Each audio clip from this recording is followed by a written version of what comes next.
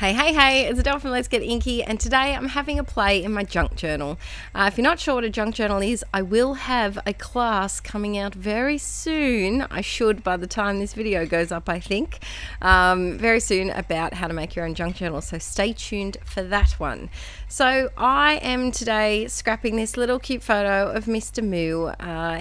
This was when I think he was about 4-5 months or so, and he was sitting by himself, and we had this incredible present from my old grade partner that I used to teach kindergarten with, and it was a moo cow that had an inflatable ring inside it, so you could either have it like a donut and it had a little blanket on it that the baby could lie in when they're a newborn, so it was like a little cozy, baskety type setup. Or when they get older, you can flip the moo cow in half and use it like a backrest, so they can sit against it when they're all wobbly and they can't sit properly. And Archie used to love sitting against this. So I decided to make a quick and easy page today, and I have actually left this right-hand side.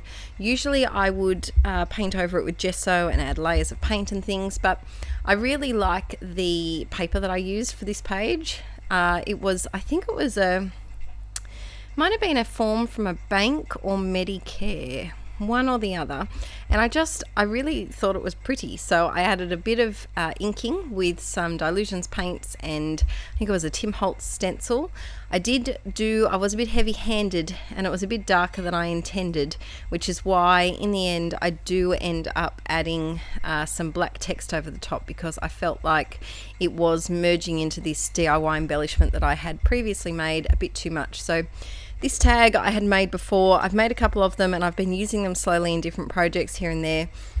They're so handy. I have a video, I'm pretty sure I have a couple of videos on my main channel, QUILL. If you just search QUILL DIY embellishments, you'll be able to find them. And I also have a couple of videos over on my Patreon. If you're one of my Patreon peeps and you've missed out on those, have a look. They're there, and I just think DIY embellishments are a great way to use up your scraps and also just make your creative process quicker when it comes to actually finding time to create. I'm a little bit time poor this year compared to previous years because of this smiley guy, and although I love every single minute, creating has changed for me, I guess you could say. And so that I don't feel rushed, I think it's really easy to have these little bits pre-prepared to put the page together a little bit easier and not feel stressed out and like I'm on a time crunch. So I decided to use I think it was a 0.8 Staedtler pigment liner, and I'm just writing some very loose journaling about how much I love him, something very generic and lovey, because I knew it was going to be covered by the tag, and it was kind of just for the visual effects of having the script over the top there. And you can see by adding that black layer of the text, it did differentiate the paint to the actual tag itself. Now, I had some scraps lying on my desk from a previous project, and I had two options. I could have put them away like a normal, not lazy person, or I can find a way to incorporate them into a new project so that I don't have to put them away. So I decided to take them on the side of the tag, and I love how it looks in the end. It just gives it a little pretty funky kind of a little funky element. These flowers were beautiful. I can't remember where I cut them out of. They weren't from Frankie magazine. They might have been from Daphne's Diary, possibly. I do like that one as well for magazines. Let me know in the comments below, where do you find your pictures that you like to use in collage when you're doing art journal pages? Do you have particular magazines that you like? Or do you prefer to use like books that you've found from op shops or thrift shops? My favourites are definitely Frankie magazine, and I do like Daphne's Diary when I can get it. I've never had a Flow magazine. I have dreamed of a Flow magazine, but I don't think there's definitely no newsagents on the Central Coast near me that would stock it.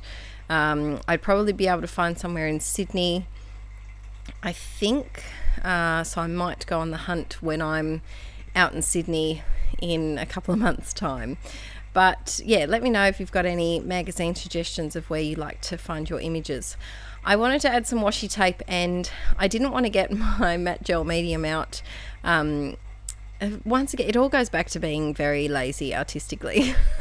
My glue stick was sitting on my desk, so I decided to tape down some washi. I never trust washi. It's wishy-washy, in my opinion, with its sticking abilities. So I always like to add a little bit of extra adhesive when I use washi, especially not so much on scrapbooking pages because they have that page protector to hold in the bits and pieces if they do end up falling off, but especially on art journal pages when I know there's no plastic page protector holding everything in and protecting it, as the name implies. They're just out there ready to fall off. And the way that I have my journals on my shelf, some of them are a little bit open, so they're not squished together, so there is a very, very good chance that bits could fall off. I grabbed this bit of text from, I think this one is from Frankie magazine, I recognize the font, just to add a bit of a background piece and basically just to use it like scrapbook paper, but cheap and easy scrapbook paper. So I'm adding my piece. I added a vintage book page from a water damage book that I picked up from an op shop, and I'm just tearing around my picture. I didn't actually use mixed media with this page, and it was quite fun to just do a very paper heavy stick and plonk kind of page. Oh, I've got thinking hands. I'm wondering if there should be anything else on this page. This is one of my favorite washi tapes. I can't remember for the life of me where I got it from. It's probably one that I just picked up in a loose bin at my local scrapbook shop, but there's something about the contrast from the really, it's like an emerald, bright emerald green with those black and white flowers. It's just beautiful.